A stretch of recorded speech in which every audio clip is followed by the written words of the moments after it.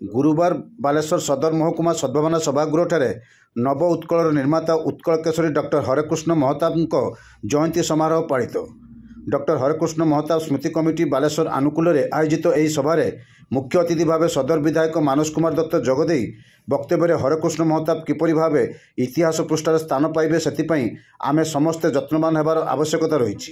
सम्मानित अतिथि भाव जिला सूचना और लोकसंपर्क अधिकारी ऐश्वर्य सामंत,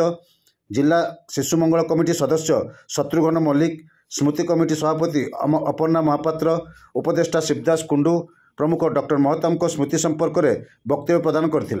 ध्वनि प्रतिदिन संपादक सृष्टिधर परिड़ा सभार सभापतित्व करथिबा बेले देवव्रत पाणिग्राही प्रारंभिक वक्तव्य और अतिथि परिचय प्रदान करथिले। एही अवसर में महताब एक प्रतिमूर्ति स्थापन और सहर एक रास्ता तांको नाम रे नामकरण पर स्मृति कमिटी पक्षर मुख्य अतिथि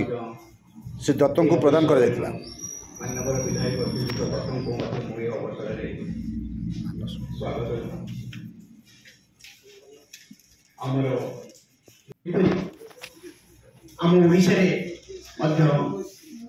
कार्यक्रम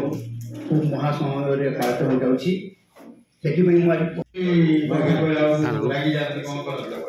मानस गोटे कम बयस प्रकाशटा बहुत ही मेच्योर लगे। तेणु मुझे धन्यवाद देवी अन्य नेतृमंडल सहित ठीक तारे ओडिशा बालेश्वर बड़ कथा नुहे कईटा घर करती ना समस्त स्टेट एक्सचेंजर नियति कर कि जो परिवार प्रणाली एवं परिवार जो अवतार एवं कौ शैली करा ये जो विकास को करवा तार जो चिंता करवा जोटा थिंक जो चिंता से सब गुरुत्वपूर्ण कथा ये जो कर पंचायत सृष्टिधर परिड़ा महोदय, आम समस्त प्रिय शत्रुघ्न सार, आमर जिलार लोक संपर्क अधिकारी ऐश्वर्या दीदी, दीर्घदिन राजनीतिक व्यक्ति, साहित्य सहित जड़ित सांबादिक